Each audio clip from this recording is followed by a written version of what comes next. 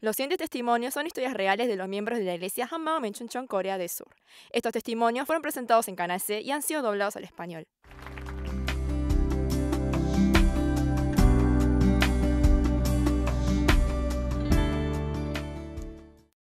Hola, soy Jin Naum de la iglesia Hammam en Chuncheon. Actualmente estoy en tercer año de la secundaria. Si debo describirme en una sola palabra, yo era perfeccionista. Era buena en todo, pero nada me podía hacer feliz sin Jesús. Siempre me sentí muy presionada para cumplir mis propios estándares y de los demás.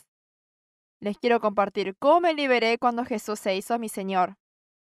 Como hija única, crecí recibiendo mucho amor, pero a los 7 años el negocio de mi papá quebró y mis padres comenzaron a trabajar por cuenta propia, lo que le fue difícil a mi mamá porque tenía muy pocas fuerzas. Desde ese momento, la cara de mi mamá siempre estaba exhausta. No se reía mucho y siempre se enojaba. Como chica, solo veía el lado oscuro de mi mamá, me volví muy cautiva de su emoción.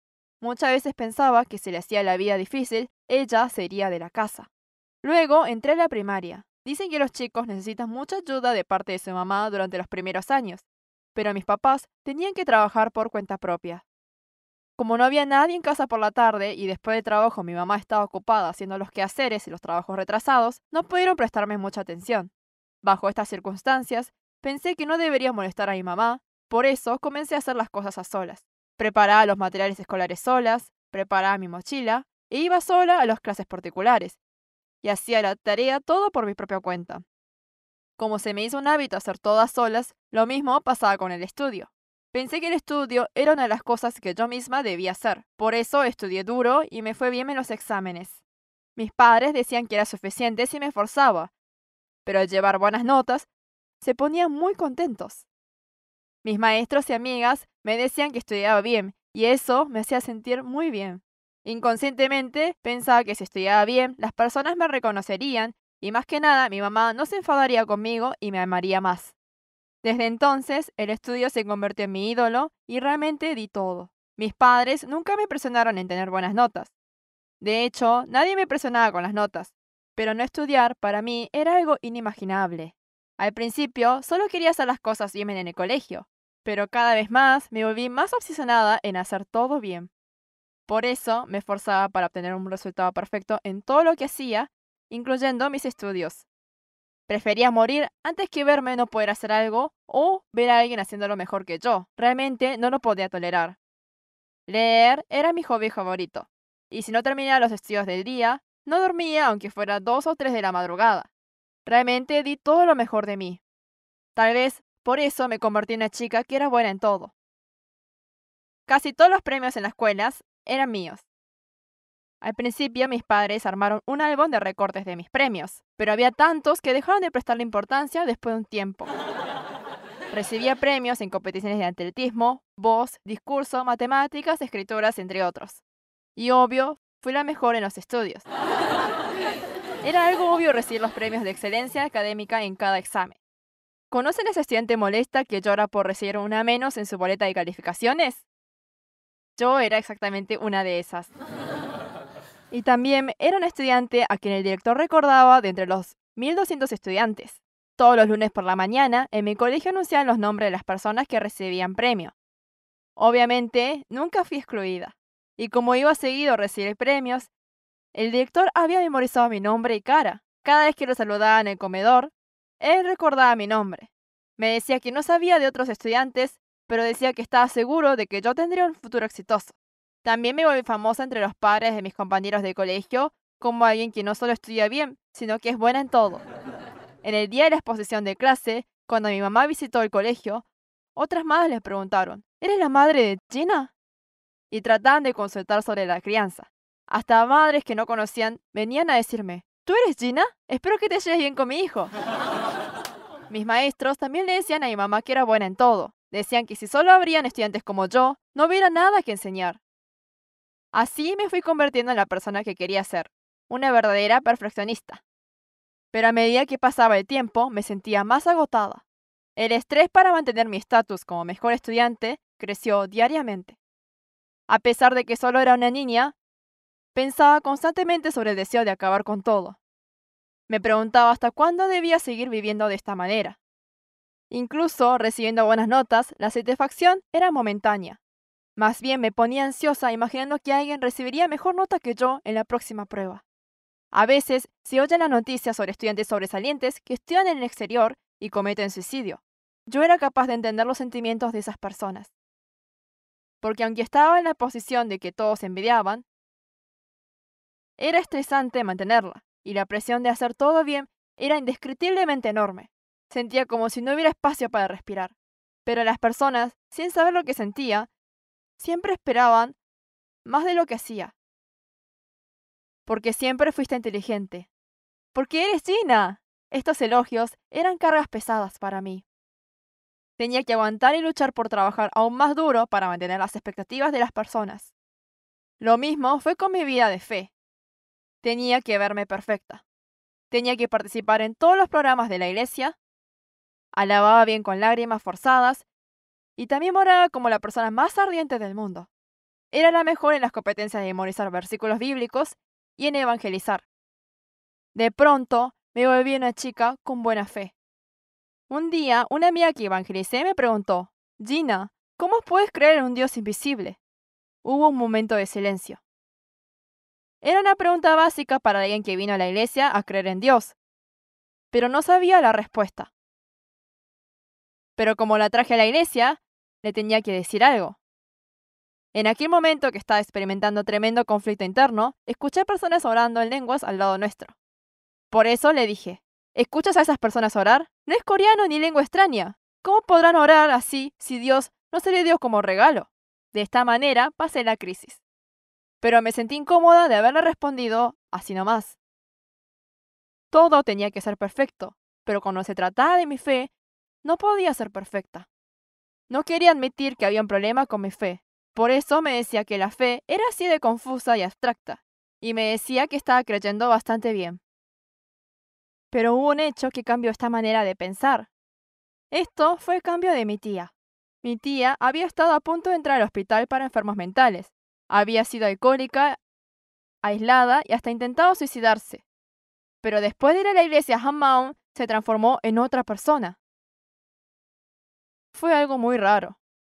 Nuestra familia había vivido más diligente y más éticamente que mi tía, pero aún así no éramos felices. En cambio, mi tía había cambiado por completo. Su cambio guió a nuestra familia a la iglesia Hammam. Allí las personas oraban en voz alta y alababan a Dios apasionadamente. Todos parecían buenos creyentes, pero lo interesante era que solo hablaban de la resurrección. Básicamente decían que teníamos que creer en Jesús resucitado como nuestro Señor. ¿Resurrección? Obvio que lo sabía con todos los años que fui a la iglesia. Me gustaba todo, pero la palabra de que debía creer en Jesús como Señor me molestaba un poco. Viví siendo reconocida por mi propio esfuerzo sin la ayuda de Dios hasta ahora. Y también lo iba a hacer en el futuro. Pero al escuchar la palabra Señor, hirió mi orgullo. Creer en Jesús como mi Señor sonaba a tener que creer rindiendo y sacrificando todo lo mío. Por eso me resistí a creer en Jesús como mi Señor, pero seguí escuchando los sermones. Escuchando la palabra, comencé a cuestionarme, escuchando a los hermanos testificar con alegría de que Jesús era su Señor. Sentía que no había mucha diferencia en lo que ellos y yo sabíamos, pero no podía entender el por qué no podía confesar tal como ellos. Luego participé de un campamento espiritual de verano y vi una obra de teatro. La obra era acerca de Santiago, el hermano de Jesús. Santiago, quien creció junto a Jesús, pensó que su hermano estaba loco cuando Jesús clamaba que era el Dios que vino del cielo. Pero cuando Jesús resucitado apareció ante él, Santiago se rindió ante él diciendo que él era el siervo del Señor Jesucristo. Y luego dio su vida testificando la resurrección de Jesús. Ver este acto me hizo pensar mucho. ¿Cómo pudo Santiago, quien había negado a Jesús por llamarse a sí mismo Dios, creer en Jesús como su Señor y Dios y ser martirizado por Jesús? Era porque había visto la resurrección. Si la resurrección era real, era claro que Jesús era mi Señor y mi Dios. Ah, Jesús murió y resucitó para ser mi Señor. Esto era un hecho ya cumplido, sin importar mis pensamientos o sentimientos. Me di cuenta de esto. Pensaba que sabía sobre la resurrección, pero no era cierto. Cuando se me confirmó que Jesús es Dios y mi Señor por medio de la resurrección, pude ver cuál era el pecado del que Dios quería que me arrepienta. Había cometido el mismo pecado que el diablo. Pero para salvarme, Jesús murió y resucitó para darme una prueba para que yo crea. Pero aún así, no había creído en Jesús. Tenía que arrepentirme de este pecado, del pecado de no creer en Jesús, quien se había hecho mi Señor mediante su resurrección. Porque no había creído en Jesús, había vivido una vida tan difícil siendo la dueña de mi vida. Mis notas, mis resultados, el reconocimiento de las personas, los resultados que yo quería. Todo se trataba de yo y yo. Nunca pensé que no creía en Jesús, pero en la realidad había vivido siendo la dueña de mi propia vida. Realmente me quedé sin palabras. A este Jesús quienes ustedes crucificaron. Parecía que Dios me lo estaba diciendo a mí. A este Jesús a quien Jin Aum ha crucificado. A este Jesús a quien Jin Aum ha matado.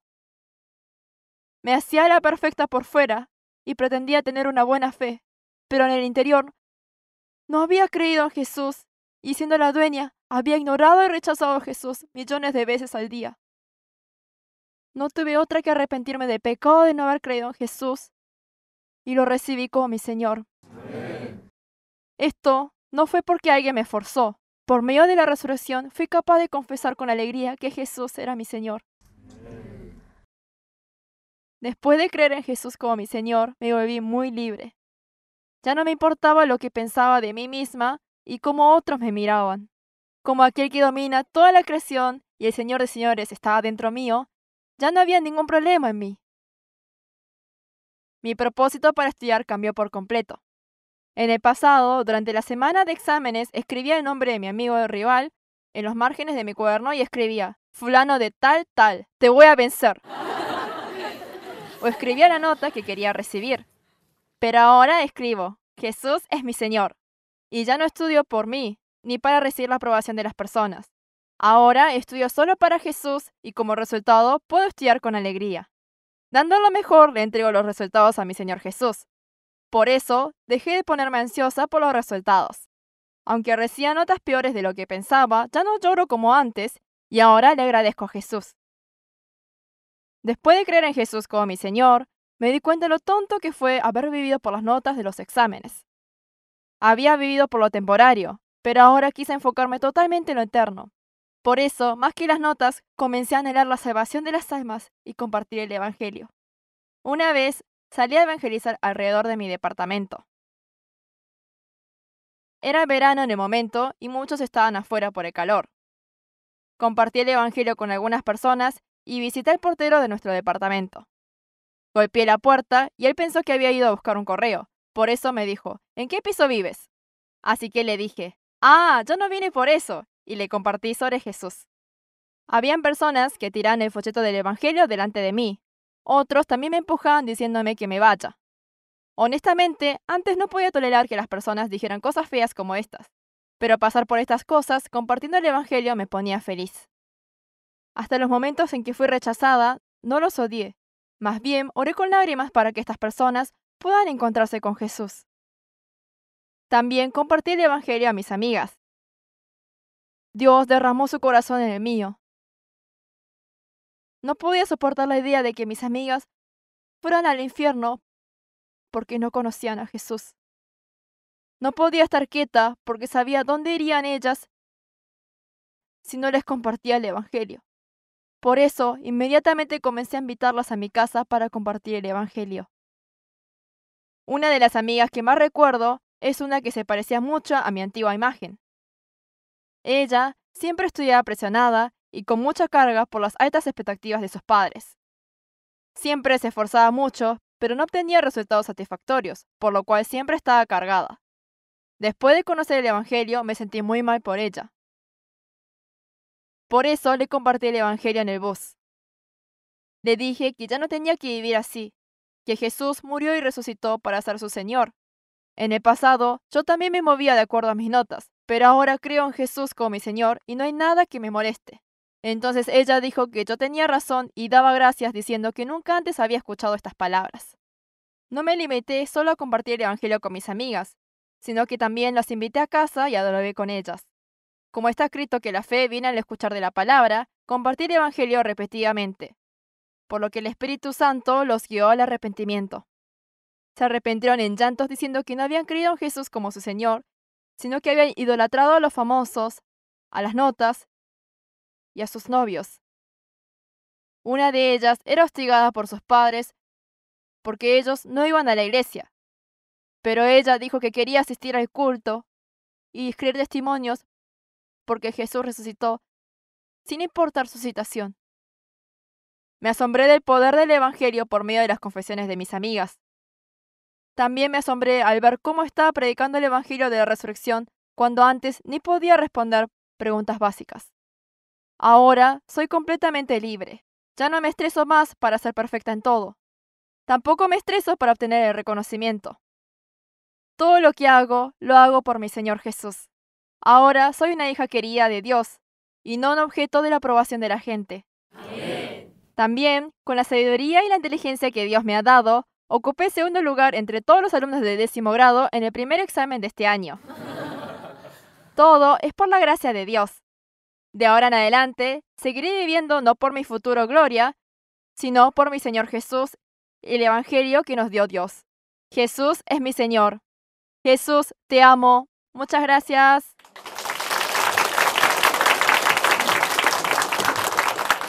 Visítenos en facebook.com HMU Only Jesus o búsquenos en Google escribiendo HMU Solo Jesús.